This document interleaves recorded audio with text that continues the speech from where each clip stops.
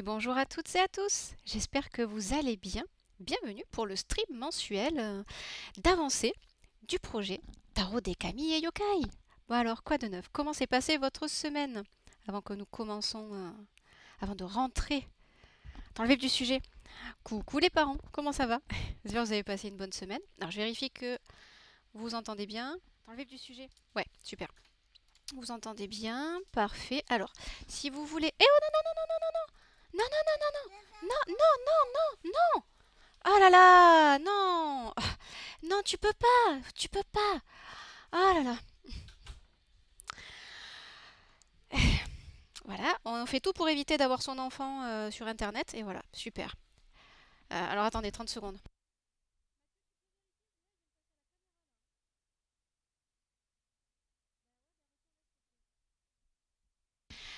Voilà, bon, alors, c'est un début intéressant de live du coup. Désolée. Donc, nous allons faire le multi-stream comme comme le mois dernier. Et aujourd'hui, Amandine va surtout vous parler de mythologie. Donc je vais voir si elle est dispo. Hop. Non, évite.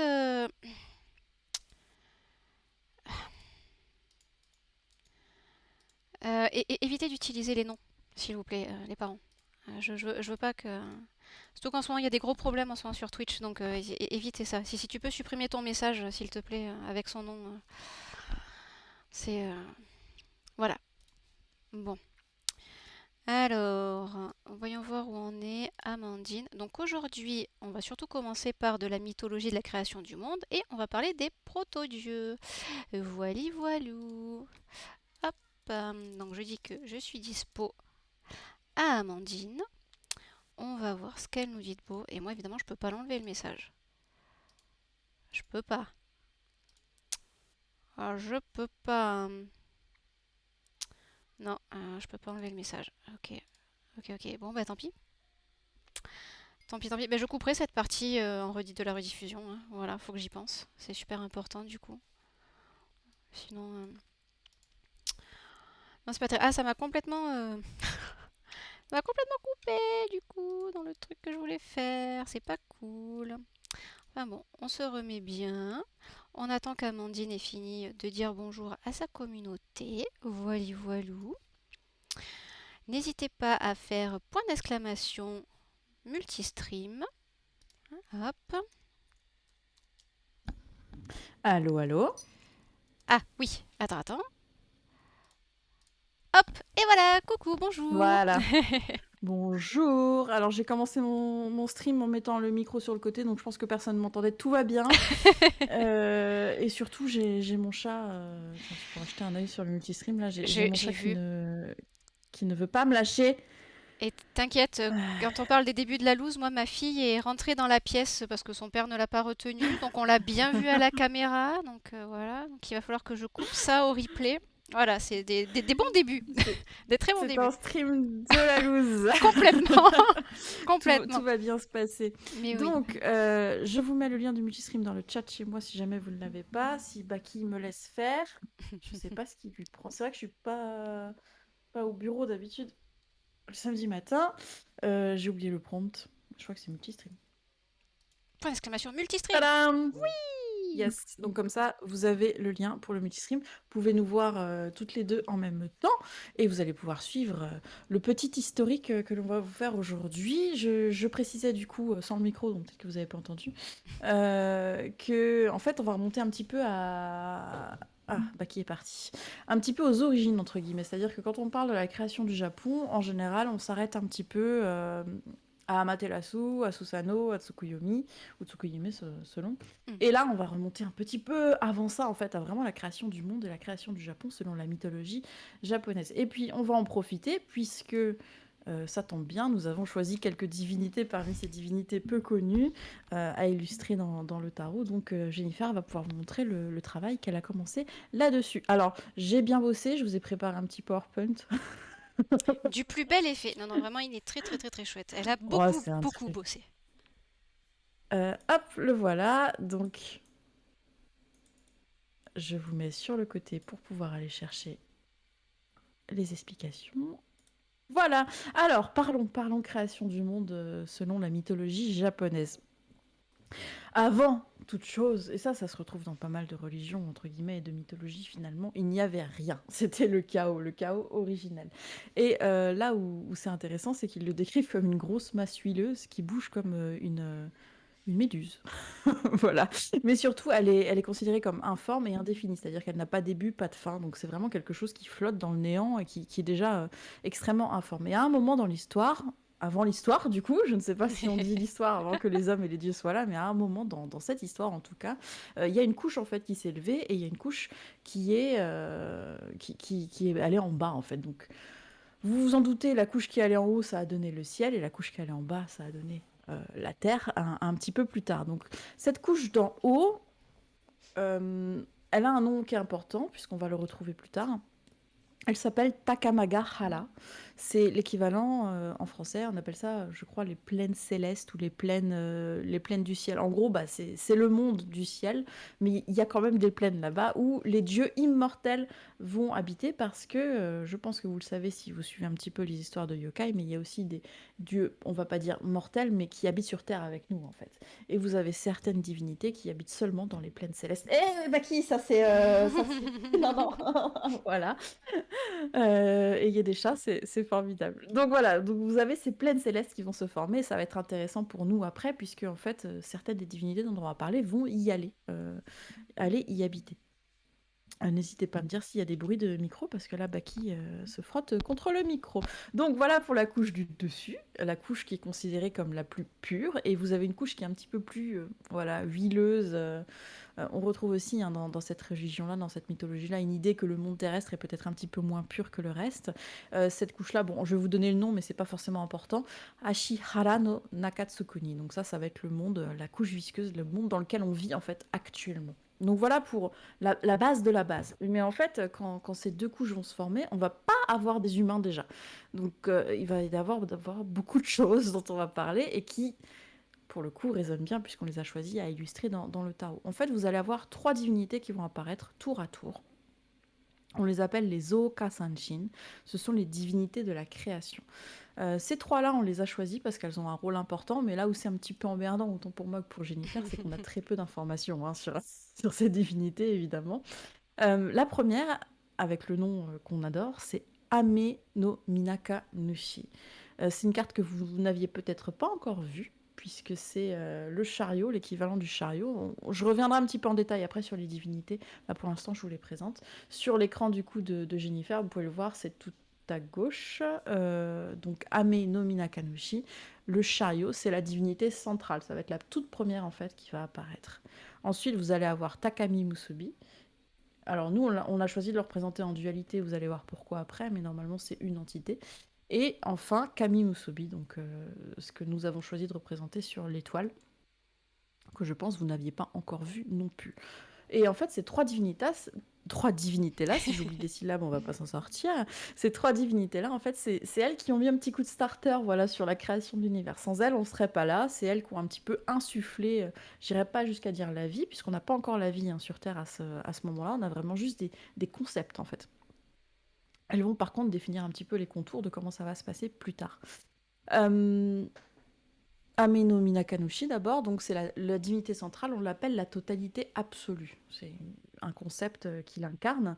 Et en fait, Takami Musubi et Kami Musubi, c'est eux qui vont développer un espèce de concept de yin-yang, donc de polarité masculine, polarité féminine, de complémentarité.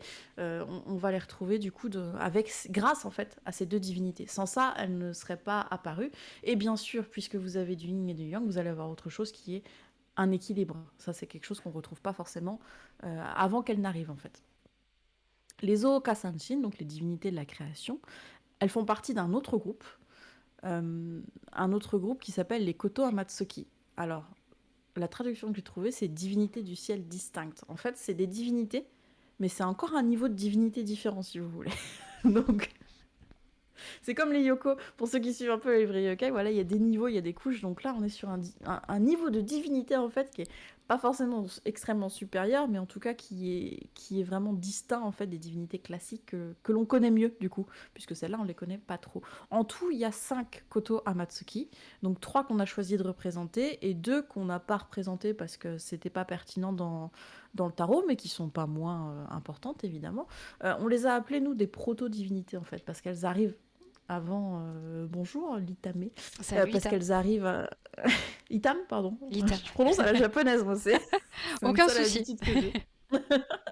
Donc, ces divinités-là, en fait, comme elles sont arrivées un peu avant la création, avant les autres divinités, c'est peut-être un abus de langage, hein, j'en sais rien, mais on a appelé ça des proto-divinités, en fait, parce qu'elles arrivent avant.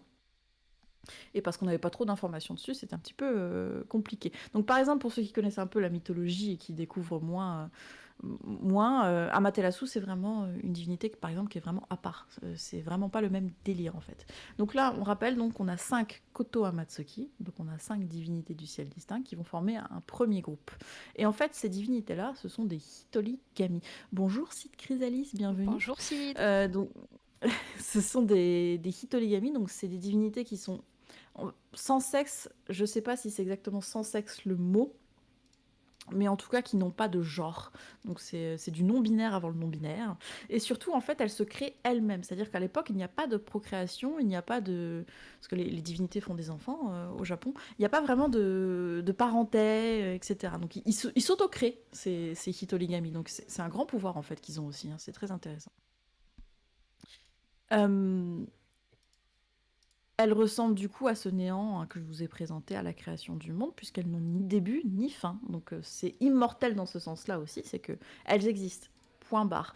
C'est très intéressant, je trouve, d'un point de vue folklorique. Et en fait, ce qui se passe, c'est qu'elles vont du coup impulser cette création du monde, et ensuite elles vont se retirer. Non pas qu'elles vont disparaître, mais elles ne vont plus agir. Donc c'est la seule chose qu'elles ont faite, et c'est aussi pour ça que c'est un petit peu compliqué de trouver des informations. C'est que voilà, elles sont venues, hop, mettre ce petit coup de starter sur la vie, et puis bah, après, elles se sont arrêtées. Donc, on vous l'a dit, on a choisi 3 divinités à représenter dans notre tarot. Celle que vous voyez à l'écran, du coup, de Jennifer actuellement, c'est le chariot. C'est l'équivalent du chariot dans le tarot de Marseille ou Rider-Waite. Et nous avons choisi, et je déteste son nom, c'est pour ça que j'ai essayé de le dire, Ame no Minaka Nushi. Nokami, si vous voulez le nom complet. Donc, Nokami, vous vous doutez que ça veut dire divinité. C'est la toute première divinité en fait qui apparaît dans le chaos originel, dans ce qui n'est pas encore le monde, mais qui va le devenir. Hop. Ah oui, j'ai oublié. Alors j'ai galéré à trouver des estampes et des illustrations, hein, vous vous doutez bien, parce que déjà il y avait personne à l'époque, et puis même ça n'a pas été trop représenté. Une des choses que j'ai pas trouvé les plaines célestes. C'est Ame no Ukihashi. En fait, c'est le pont. Ça, c'est intéressant au niveau tourisme. Si jamais vous allez au Japon, il y a un endroit où on dit que c'est le pont entre le monde et les plaines célestes. Donc, c'est la seule estampe que j'ai trouvée. Voilà. Donc, j'ai complètement raté. J'ai préparé un truc et j'ai complètement oublié C'est les aléas du de... direct. Mais oui, j'ai pas l'habitude. Comme d'habitude, je fais du podcast, j'ai pas de support. Mm. Donc voilà, le petit truc que j'ai pris. Alors le petit tableau à droite, hein, c'est quelque chose que j'ai trouvé sur Wikipédia, hein, parce que pour le coup, c'est très bien expliqué. Donc vous avez les Ooka Sanshin, donc les divinités de la création, Ame no Minakanushi, Takami Musobi, Kami Musobi, et puis les Koto Amatsuki, avec 2 autres dont j'ai pas Mm. donné les noms, mais qui sont là. Donc vous aviez Umashi Ashika Bihikoji, pardon, et Amenoto Kotachi. Voilà. Du Ils coup, adoraient les noms à rallonge à l'époque, en fait.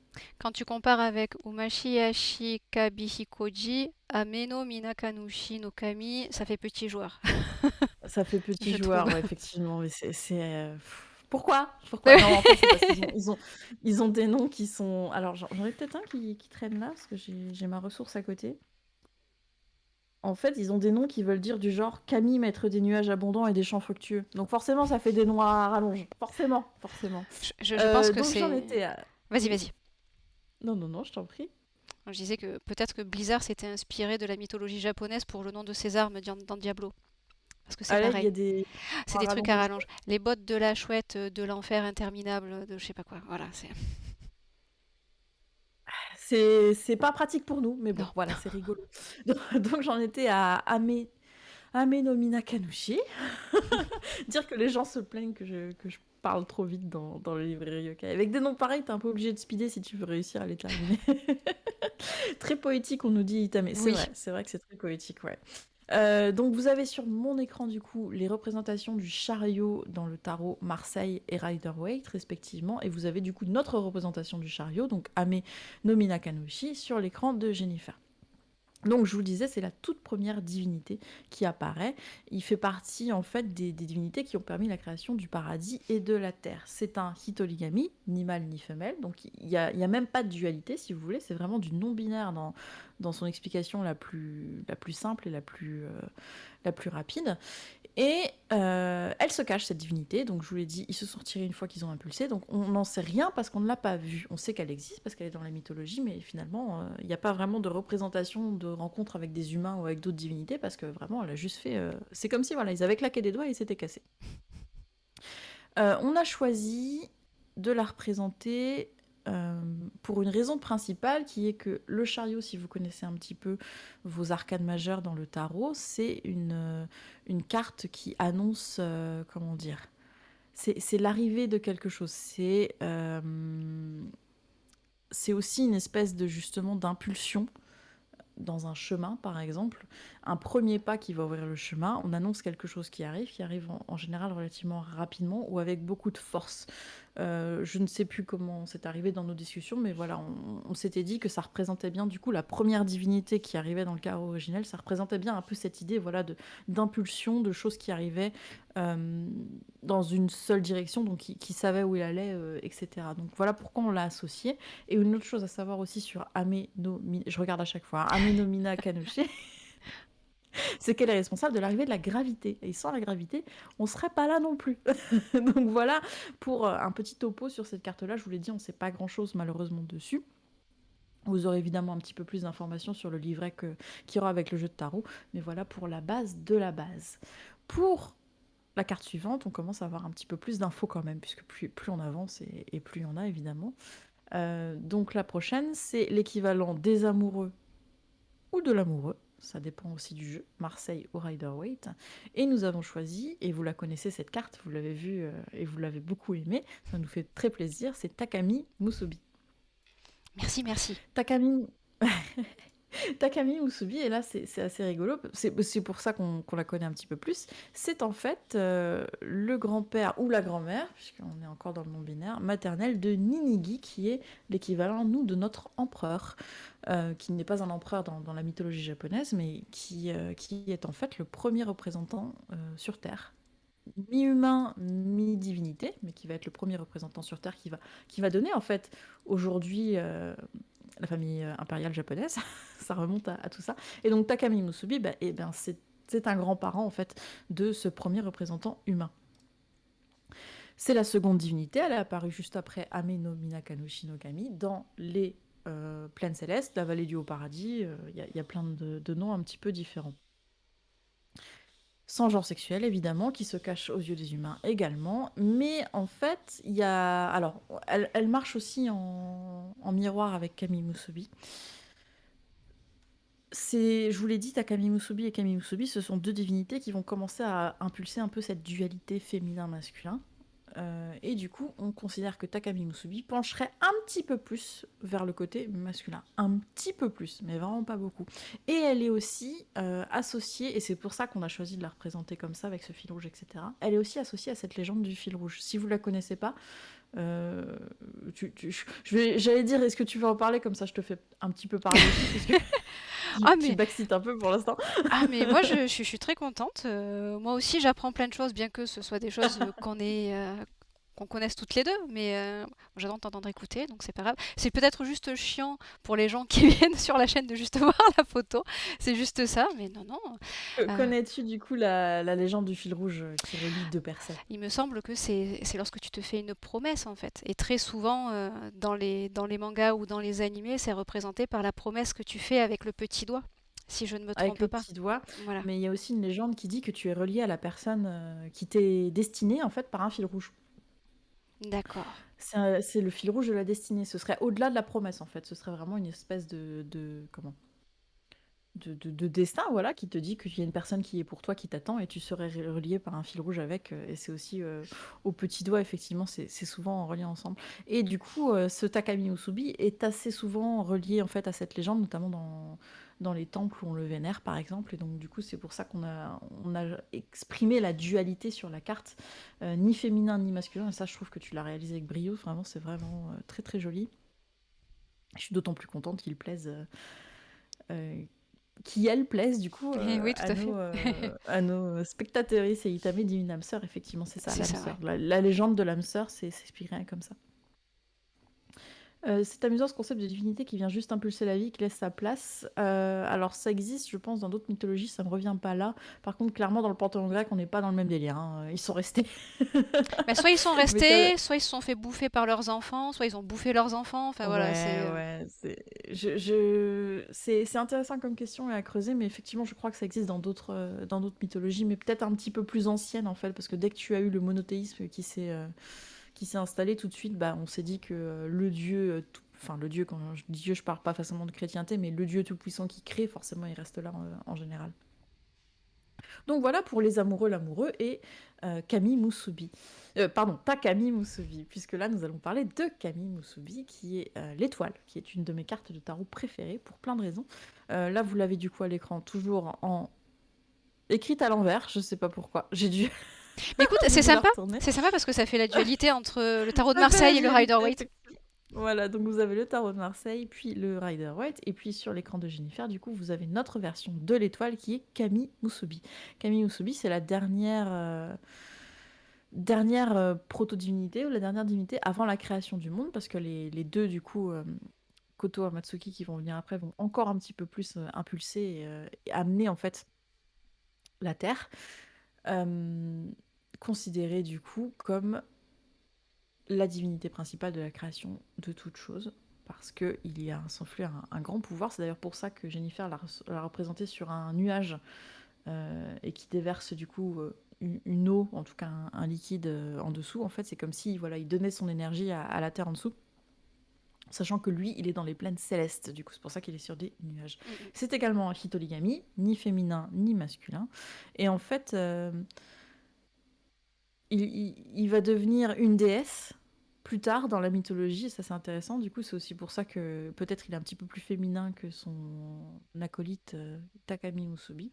Plus tard, il va donner à deux dieux qui va le sauver en fait du lait maternel. Et du coup, par défaut, il va devenir une divinité féminine. Donc ça, c'est, je ne sais pas si c'est un Lost in Translation ou juste euh, comment dire, l'évolution du folklore ou de la mythologie, hein, mais en tout cas, plus tard, voilà, il va devenir une divinité un petit peu plus féminine, mais nous, on a choisi de le représenter dans sa forme classique, dans sa forme originelle, entre guillemets, donc ni féminin, ni masculin.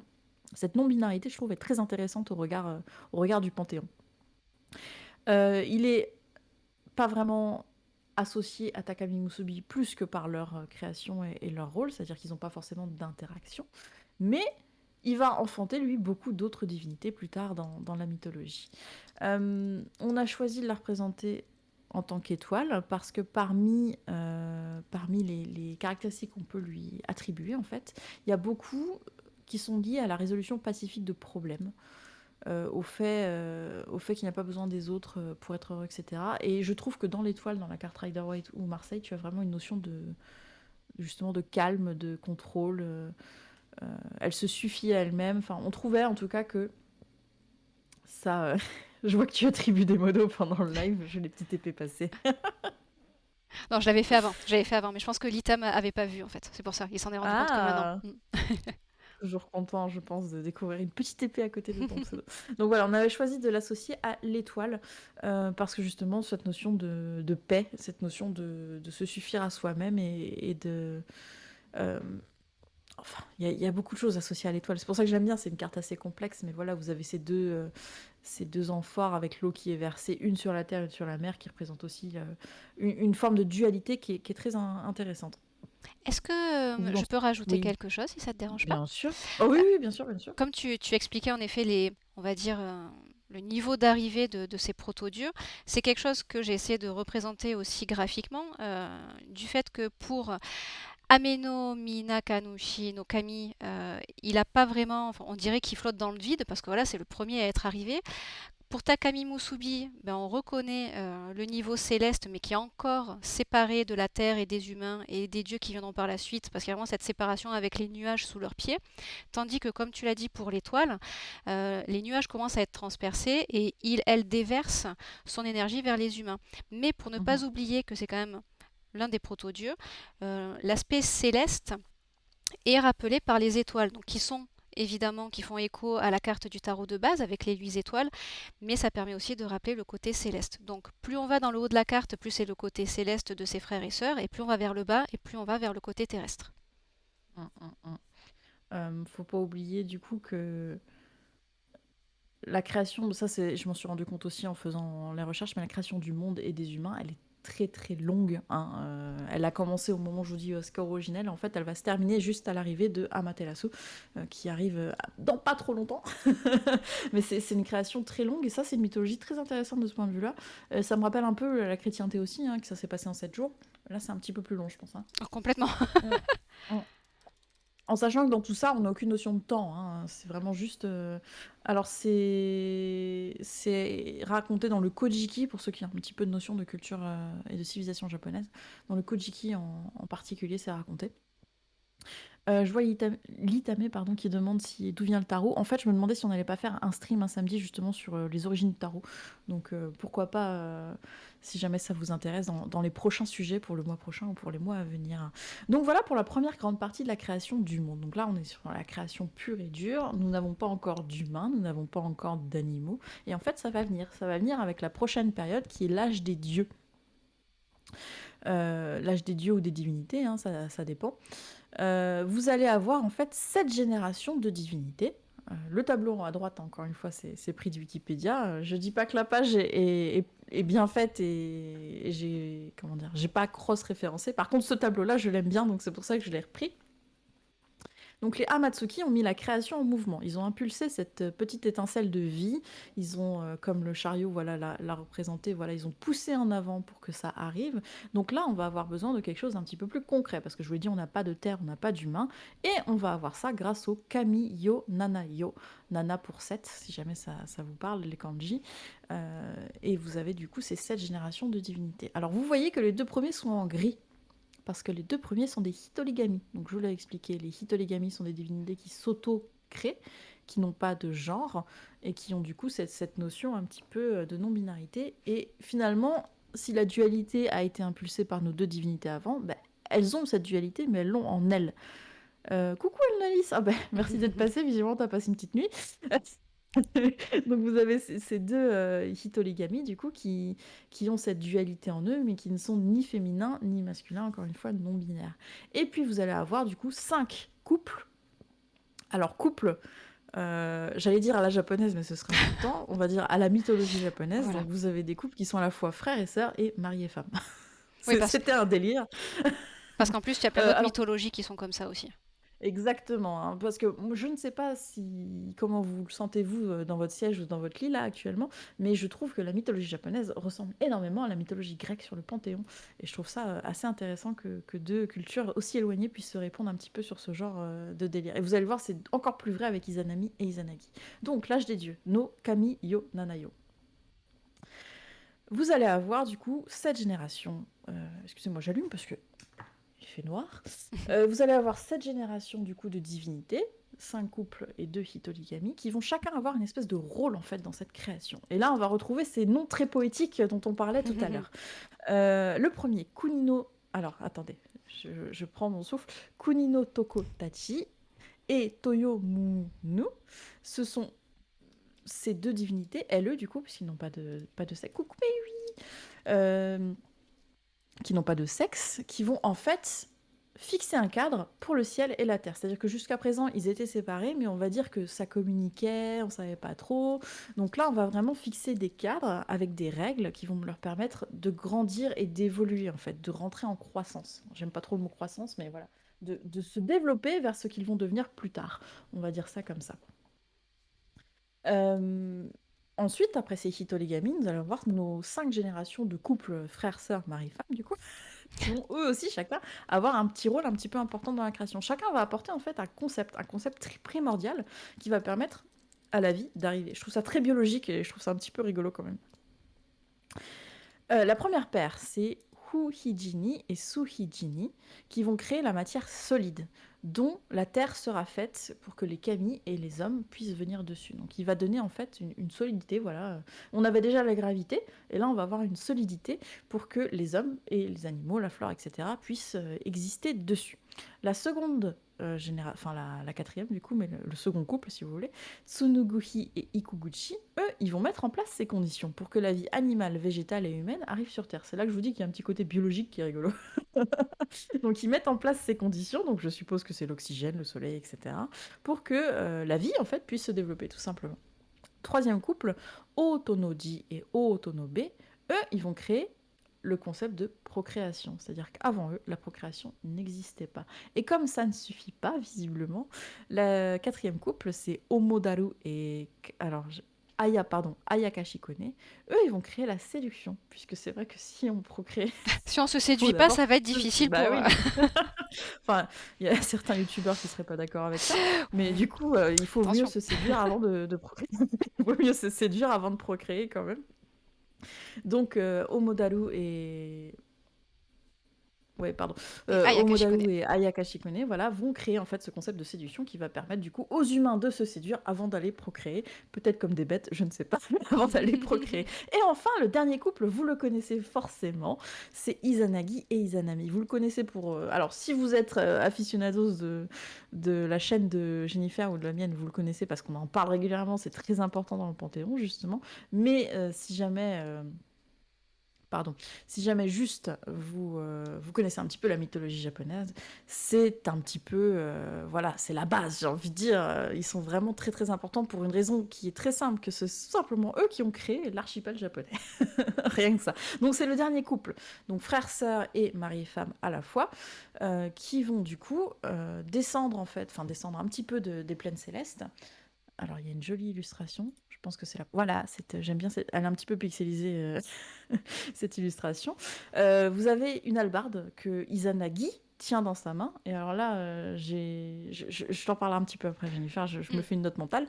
Donc cette hallebarde, Ame no Nuhoko, elle est finement décorée, tout ce que vous voulez. En fait, ils vont la plonger dans ce qu'on appelle à l'époque l'océan primitif. Et lorsqu'ils vont ressortir la hallebarde, des gouttelettes vont tomber. Et en fait, c'est le sel qui va s'agglomérer pour former Onogoro. Onogoro qui est la première île du Japon que vous pouvez aller visiter. Il me semble que j'ai été la voir avant de revenir en France.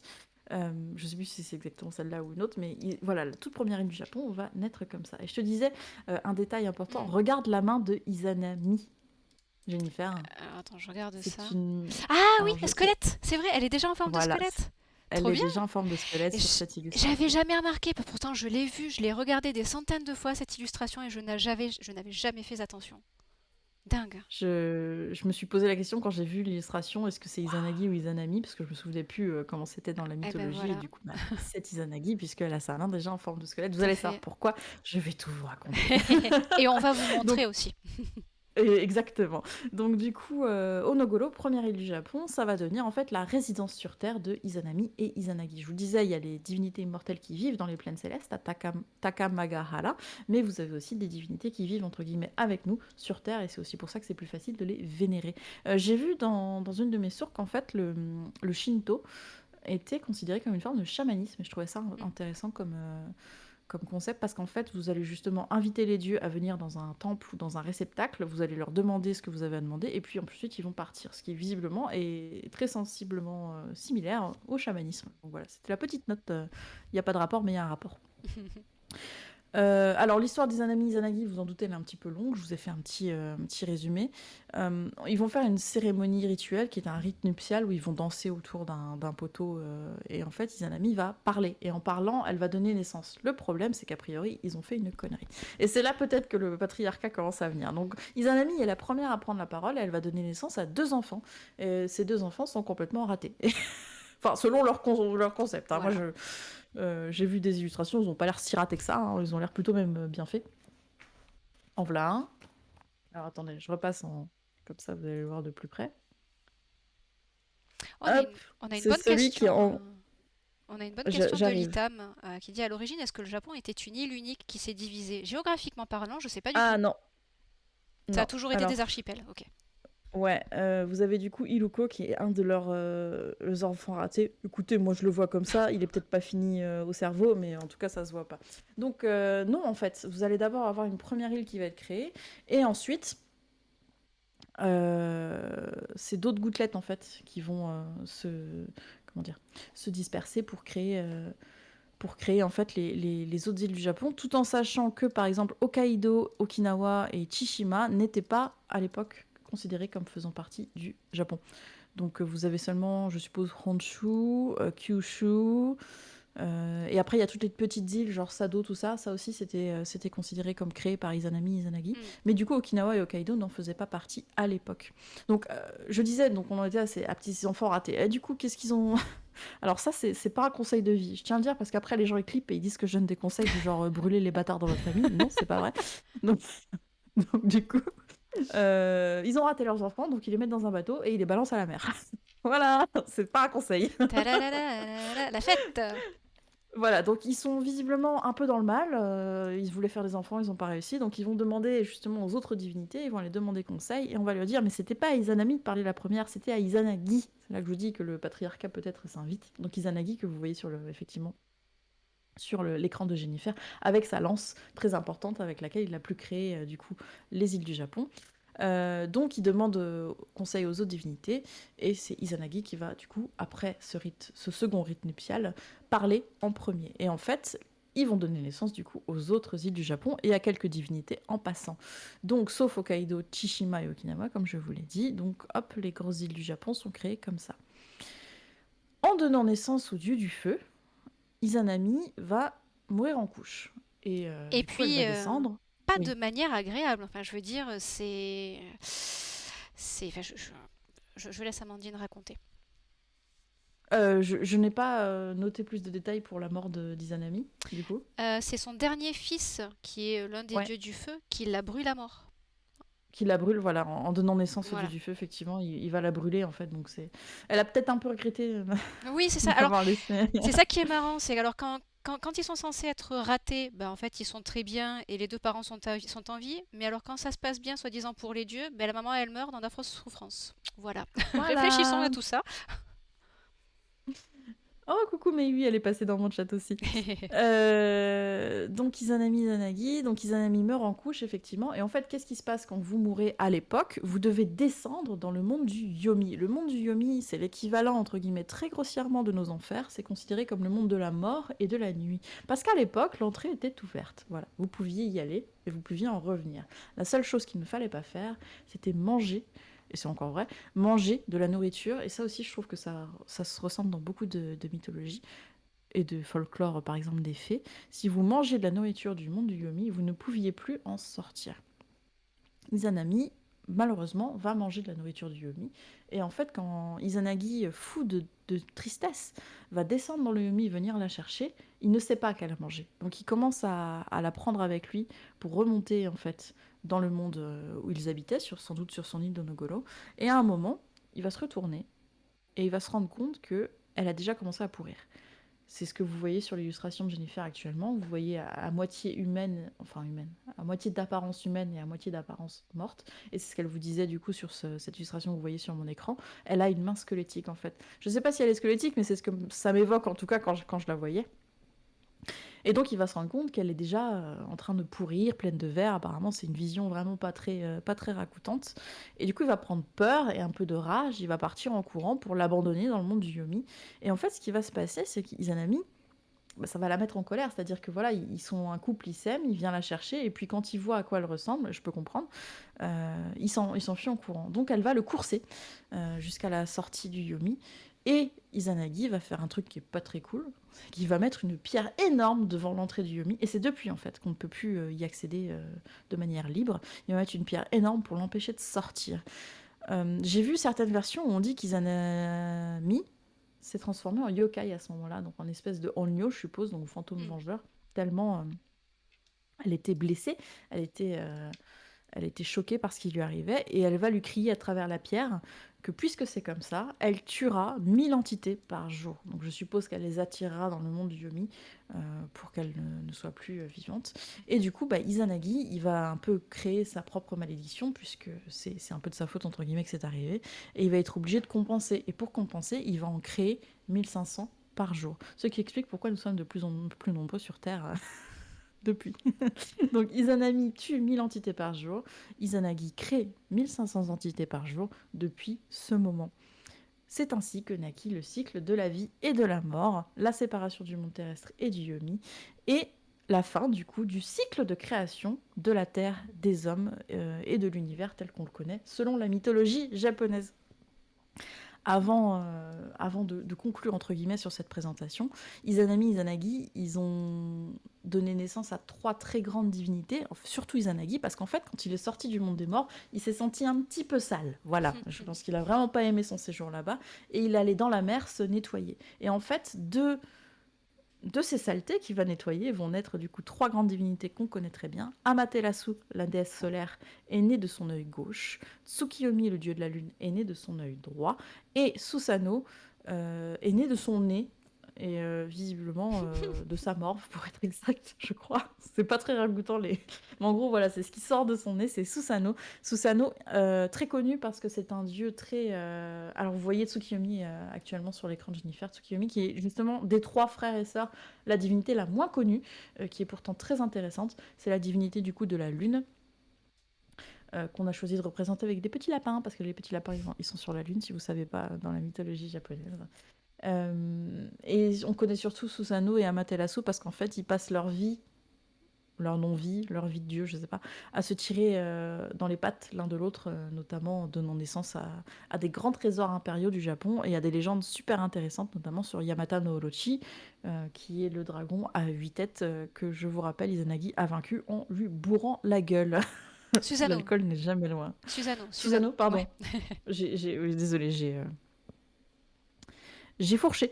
Donc voilà pour les 3 grosses divinités qu'on vous racontera, je suppose, un autre jour, parce qu'elles ont des vies beaucoup plus complexes et beaucoup plus longues dans la mythologie. C'est pour ça qu'on les connaît, hein, c'est parce qu'elles, du coup, font partie de ces divinités qu'on retrouve, comment dire, dans beaucoup de légendes, y compris avec les Yoko de nos jours. Donc là, vous voyez Susanoo, effectivement, sur l'écran de Jennifer, avec ses 8 coupes.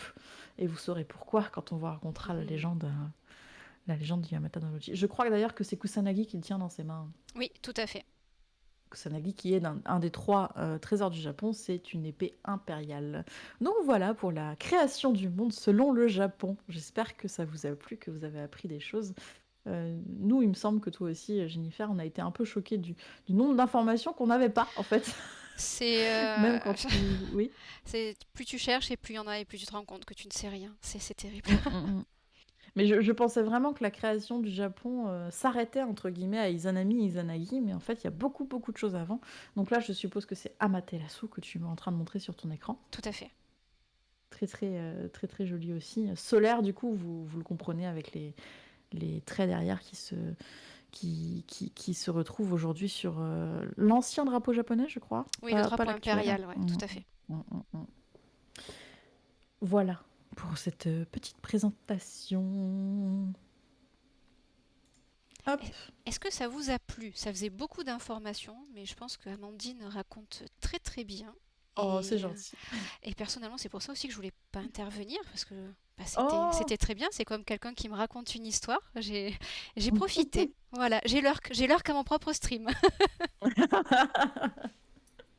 Donc, on vous l'a dit, il y a encore beaucoup de choses sur la mythologie japonaise qui sont intelligentes. Ah ouais, tiens, pour un petit sneak peek, vous avez un petit arbre généalogique. Alors, attendez, parce qu'il faut que je vois, il faut que ce soit pas flou. Petit arbre généalogique, du coup, à partir d'Izanagi, donc papa d'Amaterasu, Susanoo, Tsukuyomi, et du coup, vous avez encore d'autres choses. Ceux qui ont suivi le stream écriture ont eu un petit sneak peek sur Ninigi et Konohana no Sakuya Hime, qui vont être en fait les premiers représentants sur Terre que nous, on a transcrit en empereur impératrice, mais qui ne sont pas encore empereur impératrice. Hein. Le premier empereur, c'est Jinmu Tenno. Et ça se complique encore, évidemment, puisque si c'était simple, ce ne serait pas intéressant. Merci à toi, Meiyui.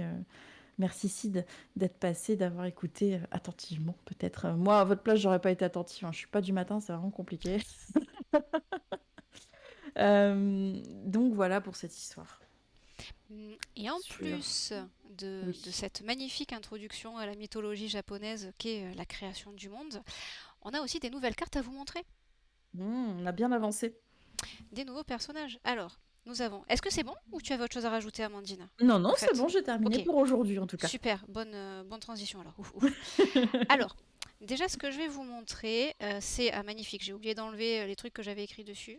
Bravo, GG, GG toi. Ah, j'avais écrit ça là-dessus en plus. Ah ben bravo. Alors, ce que je vais faire dans ces cas-là, hop, j'enlève ça, j'enlève ça. Donc, je sais pas si vous vous souvenez, le mois dernier, au stream de présentation, il nous manquait plusieurs cartes. Donc, au fur et à mesure des semaines du mois de juin, vous m'avez vu les créer en live, vous les continuez. Et là, il nous en manquait vraiment deux qui n'étaient pas du tout faites. Nous avions donc le monde et talatata, le jugement. Donc ça c'est la carte du jugement et c'est l'un des Nyorai, donc des Bouddhas. Nous en avons 5 en tout. Donc là il nous en a manqué 2. Je vous en avais déjà montré 3, je vous les remontrerai tout à l'heure si jamais vous vous posez la question sur ce à quoi ils ressemblent. Donc ce Nyorai là, il s'agit de Fukujoju. Et donc Fukujoju, lui, mythologiquement, est représenté assis ou volant sur un garuda, qui est une créature mythologique du folklore asiatique, qui est plus souvent présent, on va dire, dans les pays d'Asie du Sud-Est qu'au Japon. Au Japon, on peut voir de temps en temps, mais c'est vrai qu'il est plutôt connu en Asie du Sud-Est. Donc je pense que d'ici le mois prochain, je ne vais plus dessiner de plumes, hein, parce que entre cette carte, le jugement, et la prochaine, le monde, qui est pareil, j'ai écrit dessus. C'est terrible, il faut que j'arrête d'écrire sur les cartes, hein. Voilà. Et le monde, donc le monde, c'est une carte qui est vraiment, pour moi, c'est la carte la plus positive du tarot et c'est une carte qui est vraiment flamboyante. Et du coup, nous avons représenté le Amida Nyorai, qui est le Bouddha le plus connu au Japon, qui est peut-être aussi le Bouddha le Mm. plus connu dans le monde, si je ne m'abuse. Et Celui le plus représenté au moins. T'as beaucoup voilà, de statues d'Ami Danielai, hein. le plus représenté. Et Mm. mythologiquement parlant, lui est représenté sur un pan. Donc je me suis dit, chouette un pan, les ailes de pan, les plumes de pan, c'est super sympa. Oui, oui, c'est très très sympathique. Et j'ai passé une matinée à faire juste des plumes de pan. Voilà, C'est voilà. soigné à vie, je pense que t'en feras plus pendant un certain Ah, je temps. dis ça, mais en Attends, fait, après, faut les coloriser. oui, voilà, voilà, c'est ça. Ben, ça va être le projet des semaines à venir, hein. Ça va être ça. Ça va être les coloriser. Et tous ces Nyorai, tous ces Bouddhas ont un mudra, donc c'est-à-dire une position des mains spécifique qui est historique, donc qui est vraiment spécifique. On l'a pas inventé sur les statues ou sur les représentations dessinées. C'est plus ou moins toujours ces mêmes mudras qu'ils peuvent avoir. Ils peuvent en avoir plusieurs, mais on a essayé d'utiliser les principales. Je lui ai également mis un petit lotus au-dessus des mains parce que bah, le lotus, c'est vraiment un symbole très très fort dans le bouddhisme et dans la carte du monde, ça me semblait être quelque chose de très important à représenter. Voilà pour ces deux cartes-là. Pour ce qui est des cartes que vous avez déjà vues mais qui n'étaient pas finies, nous avons les premiers Tenho, qui sont les généraux célestes. Et là, nous avons pour la carte de la force, le général, qu'à chaque fois j'oublie son nom, c'est Zochoten. Et comme je l'ai expliqué, parce que vous m'avez vu la colorier en live, c'était un mercredi d'il y a plusieurs semaines, son armure est inspirée quand même des armures chinoises. Il faut savoir que sa représentation japonaise, elle est comme ça. C'est même au Japon, ils ont utilisé encore l'esthétique chinoise pour représenter ces divinités. Et ce qui est très marrant quand j'étais en train de la dessiner en live, il y a quelqu'un qui me dit oh on dirait Wukong justement. Donc le Wukong c'est je ne sais pas si vous connaissez la mythologie, c'est le dieu singe. Et c'est vrai que son armure fait beaucoup penser à l'armure qu'on peut voir dans les représentations de Wukong. Voilà. Qu'est-ce que vous en pensez? Est-ce que vous trouvez cette carte sympathique? Est-ce qu'elle vous parle? Est-ce qu'elle vous saute à la figure? Est-ce qu'elle vous agresse? C'est pas fait pour vous agresser, non, Moi, hein. j'aime beaucoup les couleurs que t'avais choisies pour les 3 Tenno, du coup. Alors oui, Je trouve que c'est des jolis mélanges. alors j'ai fait une simulation de cartes. Je vais vous montrer le deuxième que j'ai terminé également. Lui c'est l'ermite. Et l'ermite, Son nom, c'est... ah non, c'était la justice avant, excusez-moi, c'est Jikokuten. Voilà, je les confonds à chaque fois, c'est terrible. Et l'ermite, c'est Komokuten. Voilà. Ah oui, puis ils ont tous, je sais pas si vous avez vu, ils ont un petit démon sous le pied qu'ils écrasent. Très très très Petit important. Jackie, Un petit non pas Jackie. Oni. Oui, c'est vrai, pardon, excuse-moi. Merci Non, non, beaucoup. non, il n'y a pas de souci. Et du coup, il y en a une troisième, mais elle est pas encore tout à fait finie. Je pense qu'il va falloir que je refasse la colorisation. Là, pour la peine, c'est la force, et c'est donc Zochoten, qui lui aussi est dans ses nuages. Et contrairement aux autres, je ne sais pas si vous remarquez, mais derrière lui, en arrière-plan, il y a une montagne. Et en fait, il s'agit du mont Meru. Mythologiquement, dans le bouddhisme, le mont Meru, c'est un peu là où se trouve... alors, il a un autre nom également, mais je m'en souviens plus. C'est là où se trouvent les Bouddhas, les divinités. Enfin voilà, c'est vraiment l'endroit céleste par excellence. Je ne sais Je, pas. je Bien sûr, peux, vas-y. je peux rajouter Oui, oui. la difficulté aussi de la mythologie japonaise, c'est qu'elle mêle en fait Shinto et bouddhisme. Alors j'ai appris, ça pour le coup, je ne savais pas que le Shinto en fait, enfin le nom Shinto est apparu très tard, il est apparu au Moyen Âge, mais par contre ça a des racines du coup sur le Kojiki, etc. Donc ça a des racines vraiment sur la création entre guillemets du Japon, comment dire, j'allais dire intelligent, mais non, enfin, du moment où il y a eu voilà, des peuples Yamato, etc., qui s'est créé. Par contre, c'est vraiment seulement au Moyen-Âge que ça s'est vraiment formalisé. Mais il y a eu le bouddhisme qui est venu assez tôt, en fait, de Chine. Et il y a eu beaucoup, du coup, de ce qu'on appelle le syncrétisme. Donc, c'est-à-dire, c'est pas vraiment des mélanges, mais ça se répond. Vous allez, du coup, avoir justement des temples, des sanctuaires avec des trucs de temples, des temples avec des trucs de sanctuaires, jusqu'à un moment dans l'histoire où, justement, il y a quelqu'un qui a dit stop, il y a eu un décret impérial qui a dit que maintenant on séparait bouddhisme et shinto et que c'est pour ça qu'il y a des destructions aussi dans certains temples et certains sanctuaires. Mais du coup, là où justement Jennifer était en train de dire cette montagne, c'est là où vivent les divinités. En fait, c'est les divinités bouddhistes qui sont différentes des divinités shinto, qui elles vont vivre dans les plaines célestes. Mais ça cause aussi du coup de temps en temps des petits lost in translation justement. Mm. Sur un des derniers épisodes de la librairie Yokai, on a parlé de Daikiniten avec Inali, je crois, qui justement se mélange. Vous avez une divinité shinto et une divinité bouddhiste qui vont finalement un petit peu se mélanger, comme nous. Alors ça va vous parler peut-être plus, mais nous en France, on a ce problème-là, entre guillemets, avec les fêtes chrétiennes qui sont venues se superposer aux fêtes celtes Païenne, ou oui. aux fêtes voilà, païennes, parce qu'on a voulu nous imposer à l'époque le christianisme en s'accordant avec nos fêtes à nous pour que ce soit un petit peu plus facile, la pilule soit plus facile à passer.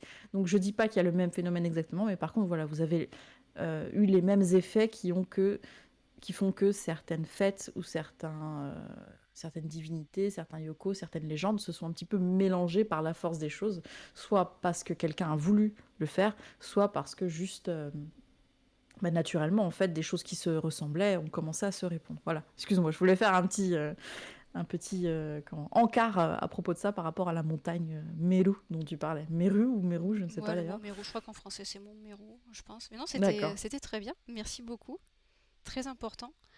J'ai fait des simulations de format de cartes aussi, parce que les cartes de tarot sont très verticales.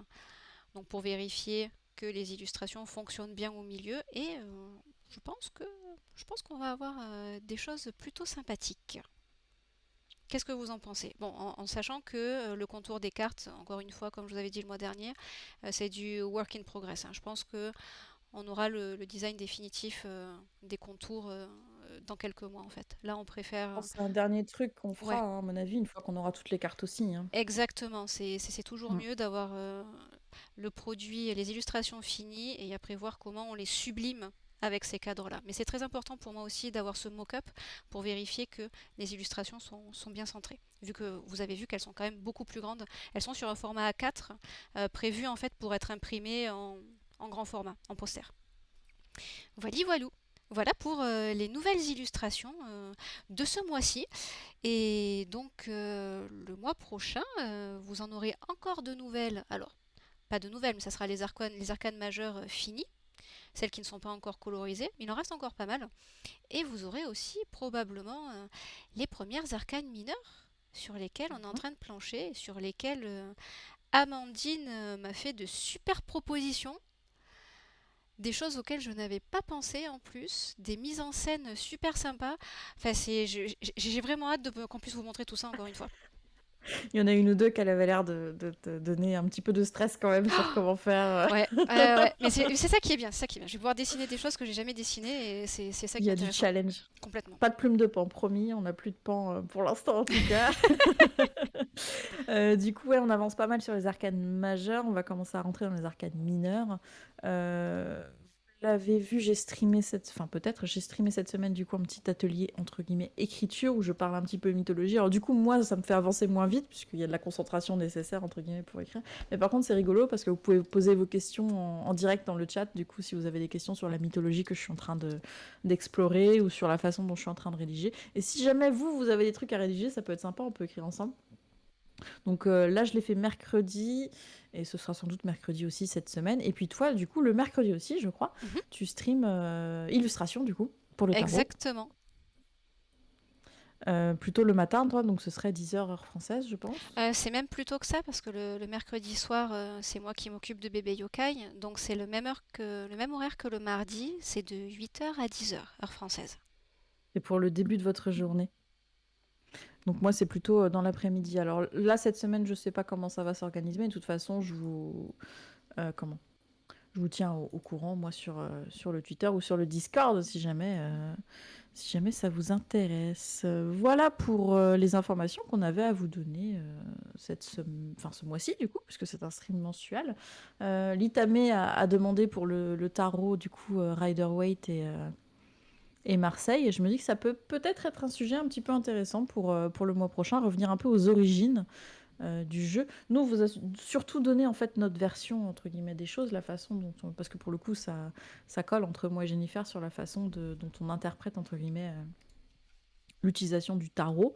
J'ai une discussion intéressante d'ailleurs dans le chat quand je faisais l'écriture à propos de ça. Hmm. Quelqu'un qui me disait qui était Camille, je lui fais un bisou s'il passe par là, qui disait qu'il était surtout intéressé par la symbolique des cartes et qui pour Ok. le coup était content de notre jeu parce qu'il y avait une autre Ah, symbolique super. mythologique japonaise qui lui répondait, donc il trouvait ça super intéressant. Il y a un commentaire trop mignon Oui, dans ton une chat. Naglip, ouais. Merci beaucoup. Merci, c'est gentil. Merci Ben, c'est adorable. Merci. Donc voilà, il y a une symbolique, on essaye en tout cas nous de mettre le plus de symbolique possible. Il y a une grosse part qui sera accordée à ça dans les rédactions des cartes, et puis Jennifer il met beaucoup de cœur et de réflexion aussi. Il y a mon chat derrière, voilà, Baki.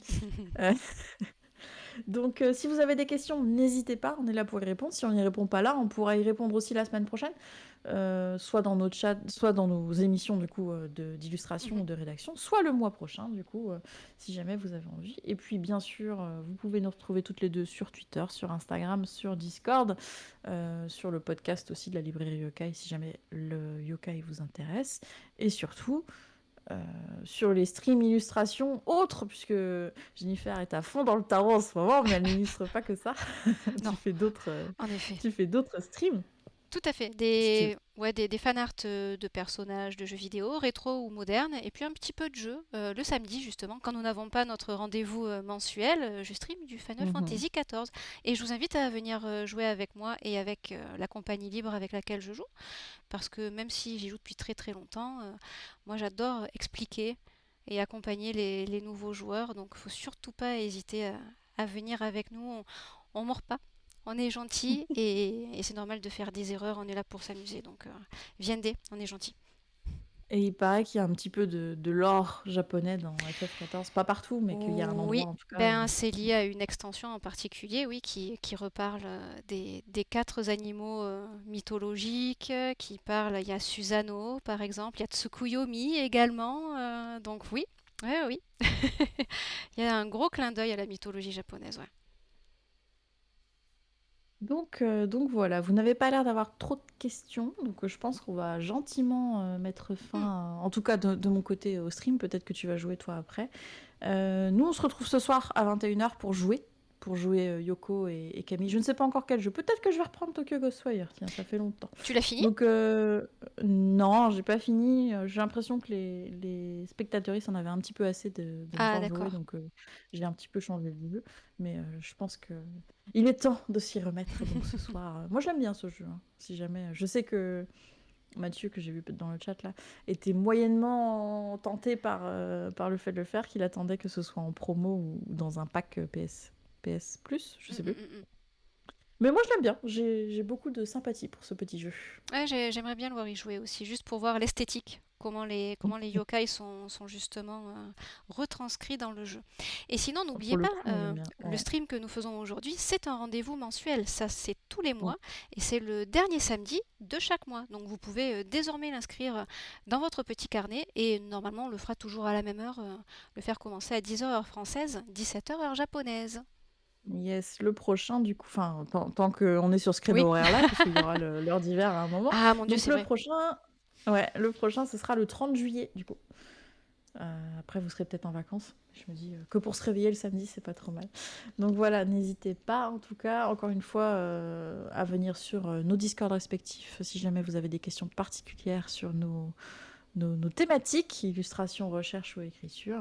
Et puis, je pense qu'on va se dire, en tout cas de mon côté, je sais, tu continues à streamer toi? Non, je pense pas. Je suis un peu raplapla aujourd'hui, donc je pense que je vais juste faire une petite heure comme ça, faire un raid et puis je vais aller retrouver la famille tranquillou. Voilà. On va aller mutuellement, voilà. Moi, je vais aller faire du pain, voilà, puisqu'on raconte notre vie. La chance. Avec du levain.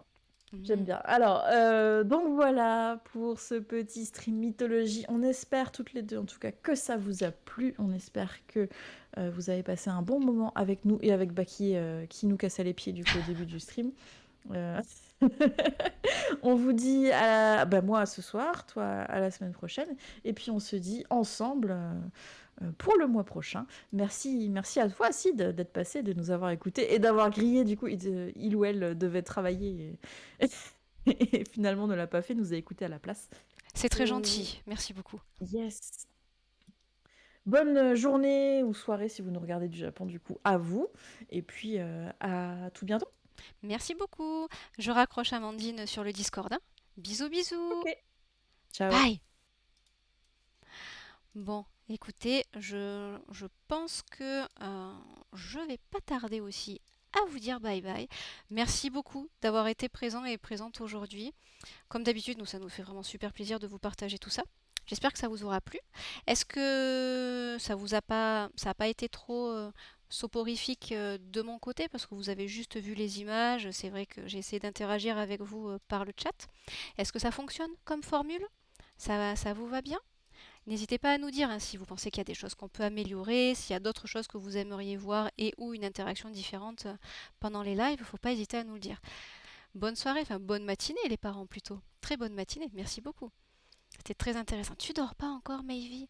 Eh oui, Mayvi, elle a chopé le Covid et elle est très très très très très raplapla. Faut qu'elle fasse dodo. Très important. Les explications sont très complètes, c'était passionnant. Bon, c'est super. Merci Litam. C'est très très gentil. Merci, merci. Bon, du coup, je vous fais un petit raid. Alors, voyons voir.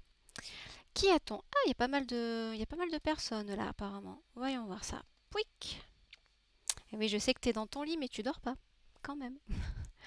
Merci, ça me fait très plaisir que tu sois là. Alors, on a quoi? Dans ma liste de personnes, j'ai pas mal de jeux vidéo. J'ai de l'art. Qu'est-ce qui vous dit? Qu'est-ce qui vous dirait? Oui, bonne guérison à Mayvi, super important. Qu'est-ce qu'elle fait de beau, Fakir, par exemple? Voyons voir. Ah, donc là, il y a la pub en premier. Alors, j'ai découvert que sur Twitch, si tu passes d'un onglet à l'autre alors qu'il y a de la pub, ça pose la pub. Ça la passe pas en arrière-plan. Pratique. Pratique, pratique. Ils sont intelligents quand même, ces gens, hein. Oh là là, c'est dingue. Alors, pour l'instant, c'est du blabla. Et apprends à dessiner avec nous. Donc, je sais pas trop ce qu'elle va dessiner aujourd'hui. Ok. Et sinon, en jeu, en personne qui joue, il y a des gens qui font du FF14, du Cuphead, du FF14 encore, ou alors Harry Potter. Qu'est-ce qui vous dit? Dites-moi, parce que c'est pour vous que je fais le raid, hein, les amis.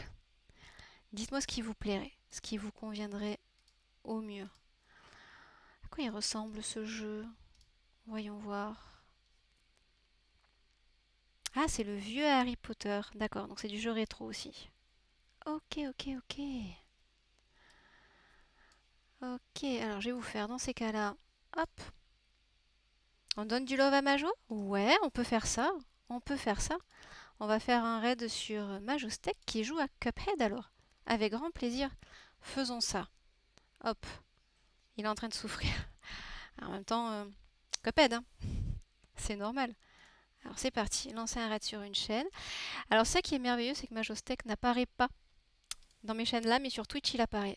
Il va falloir que je fasse la commande manuelle. Alors, slash raid at Majostec. Je crois que ça marche comme ça, hein. Identifiant non valide, Majostec.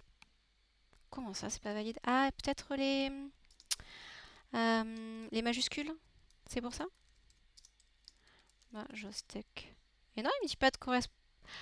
Eh bien, mon Twitch, il trouve pas Majo. Ah bah alors?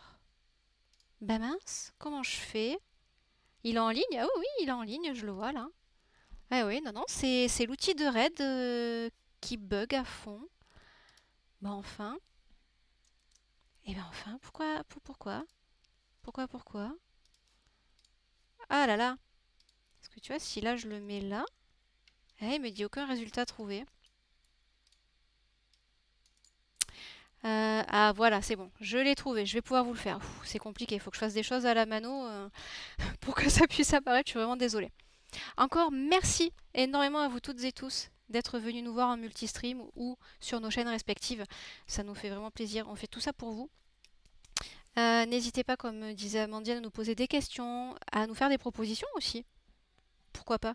Peut-être que si vous voulez voir une illustration spécifique d'une divinité qui n'est pas faite dans les arcades majeures, allez-y, proposez. On verra si je peux vous le faire ou pas. Je vous fais de très très gros bisous. Passez un très bon week-end. Celles et ceux qui sont malades, prenez soin de vous. Dormez beaucoup. Et je vous dis donc à mardi prochain pour le retour des lives de fanart et les votes peut-être. Bisous à vous tous. Bye.